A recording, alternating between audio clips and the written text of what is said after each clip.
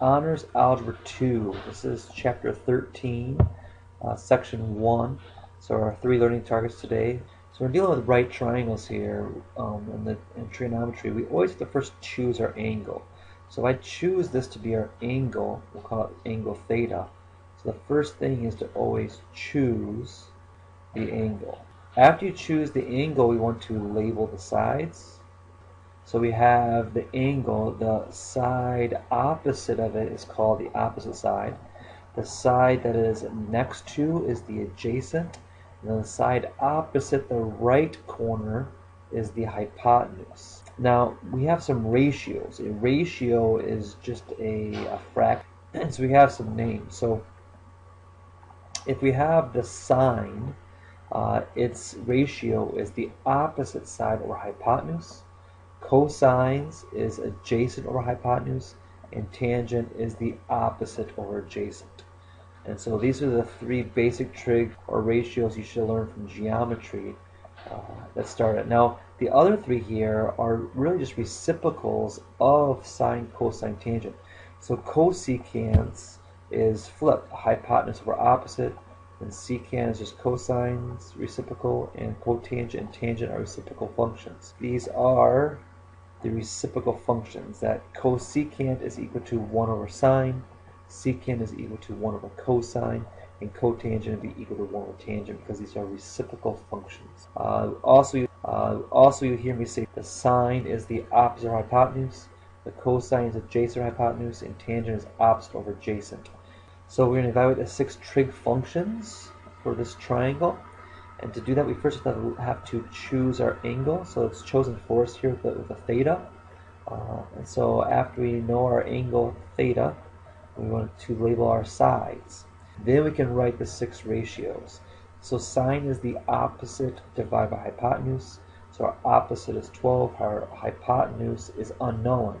Okay, so we need to find that. How do we find this third side? Well, it's a right triangle.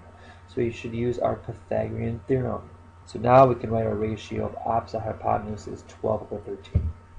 For cosine, it's the adjacent over hypotenuse, or adjacent is 5, so 5 over 13.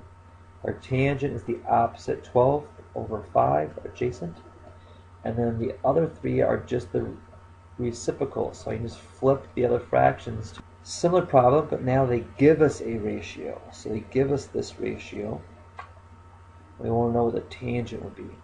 So what's given to us? We know the sine of some angle theta is 4 over 7. So sine is the opposite over the hypotenuse. So in that statement, we now know that 4 is the opposite, 7 is the hypotenuse. And it's in relation to theta, which is this angle. So the opposite side here would be 4. The hypotenuse is 7. So the tangent would be the opposite of adjacent, so I need to find this missing side here. So again, I use Pythagorean theorem, and so I'm going to leave it exact. So then the tangent of theta is going to equal the opposite 4 over root 33. But I don't want to leave the radical in the denominator, so that's equivalent to 4 root 33 over 33. And you've forgotten how to rationalize our denominators. We multiply the top and bottom by that root 33. So when we multiply that, we just get the 33, and the denominator no longer have the radical. And so this would be the tangent of theta. Special right triangles. Now these are two very important triangles. In geometry you learn them, but you don't realize how important and crucial they are for all of trigonometry. The 45, 90, right triangles, they're still 90 degrees. This one here is a 90, then we have the 30, 60, 90. And so if we're looking at our sides here, I'll go more in depth here with the 45, 45, 90. We should have some properties of geometry that if we know that these two angles are the same, then the sides opposite of them have to be identical. So if I label this x and this x, they have to be the same. So then the hypotenuse, I can find that by using Pythagorean theorem. X squared plus x squared equals c squared. So x squared plus x squared is 2x squared. So then to find c, I'm going to square root both sides. So I get the square root. So I get the square root of 2 times x. but I can split this up. The square root of x squared is just x. So this is the same thing as x times the square root. We can do that similar problem with a 45, but we can work backwards. But if I have 45, 45, 90 triangle, and so I have 45, I know it's right, so the other one has to be 45, and I tell you this is 1. I could call this x, and this x. So x squared plus x squared equals 1, Pythagorean theorem. So 2x squared equals 1. X squared is 1/2. So square root both sides with the square root of 1/2 is x, which is 1 over the square root of 2, because the square root of 1 is 1. If I rationalize that, I get square root of 2 over 2. So then the legs would be square root of 2 over 2 if the hypotenuse was 1. And so this in black here is something we're going to be using a lot, but you should see how we're using the formulas here to help us come up with these values. 30, 60, 90 had similar formulas that if I have these three different sides, which we call the short leg, then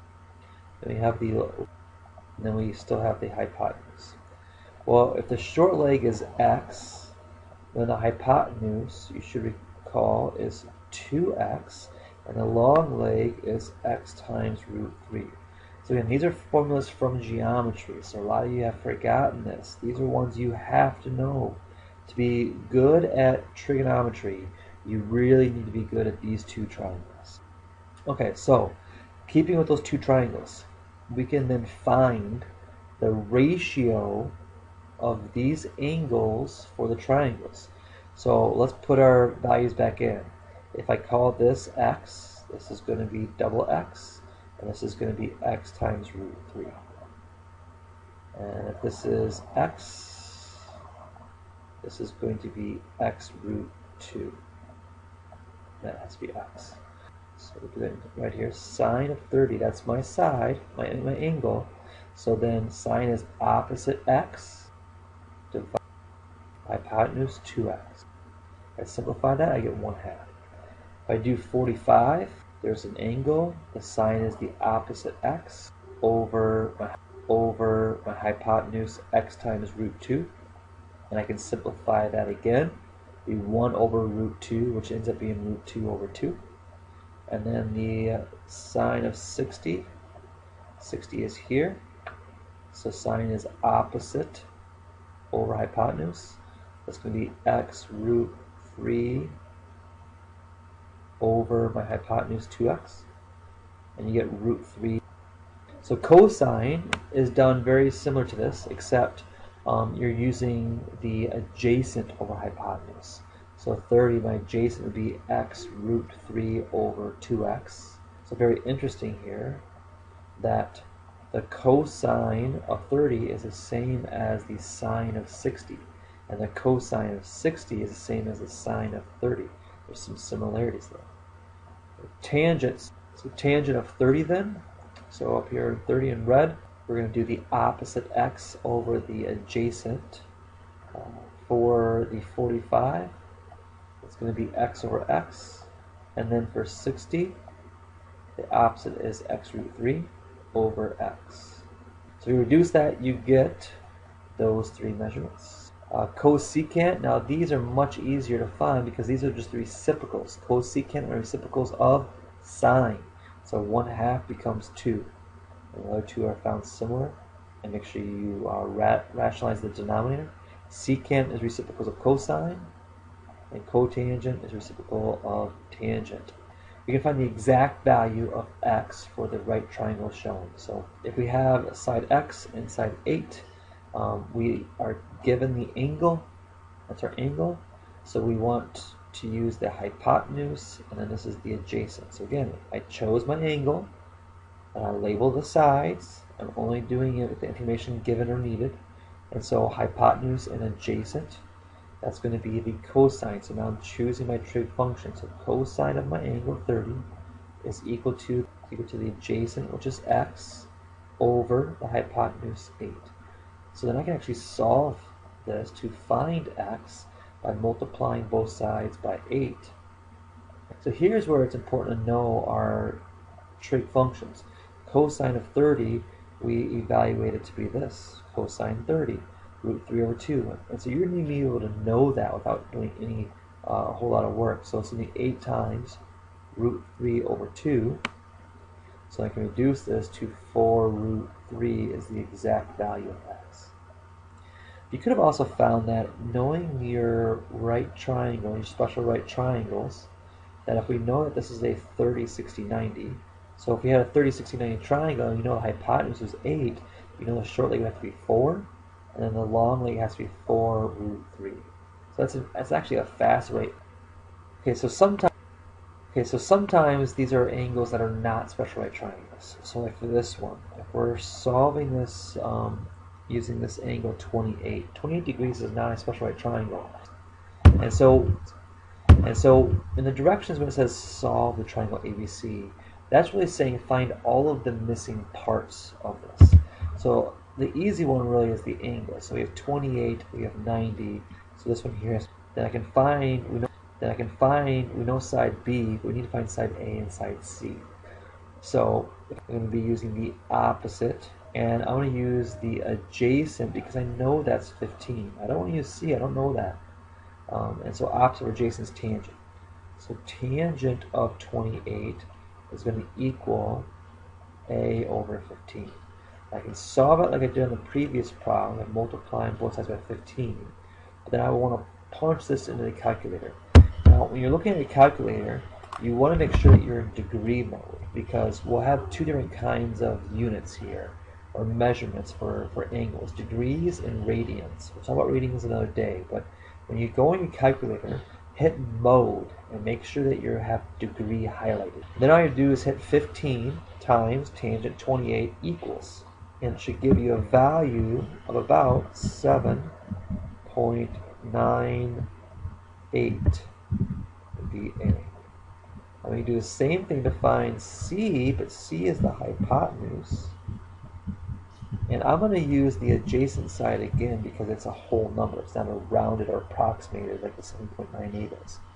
So this would be the cosine of 28 equals the adjacent over my hypotenuse C. So this is the first time we've seen this where our variable is actually in the denominator. So first thing I want to do is to multiply both sides by that variable to get it out of the denominator. So those C's reduce. And so I have C times cosine of 28 equals 15. Then I can divide both sides by the cosine. So 15 divided by cosine of 28. So punch that in the calculator again, and you get 16.99. So we have two different angles here in these problems, angles of depression and angles of elevation. Whenever you're looking at it, wherever you're starting, your starting spot, you always first draw a horizontal line. Draw the horizontal line first. Then, if your angle is going upwards to the other line, it's an elevation. If you draw your horizontal line and it goes down to the line, it's an angle of depression, upwards, downwards. So draw your horizontal line first, and then go upward or downward to create the angle of elevation or depression.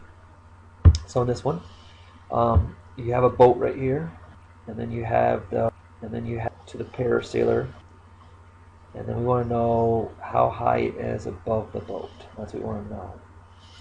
So this is the right triangle. So for all these problems, we need to have a drawing, find the right triangles. So we know the angle of elevation. So my horizontal upwards, so there's an elevation going upwards, is 48 degrees. That's the angle they're giving. And then we know that the rope is a 300-foot long rope. We want to know how high they are. So again, there's our given angle. H is actually the opposite. That height is the opposite. This is the hypotenuse for this triangle. So this would be a sine function. Sine is the opposite of hypotenuse. So sine of 48 is equal to our opposite over our hypotenuse. So multiply both sides by 300, and you'll find your height. Your height would be 222.94 feet. That's how high you'd be in the air. It's really high. Okay, so we'll call it good for the first section in 13. See you tomorrow.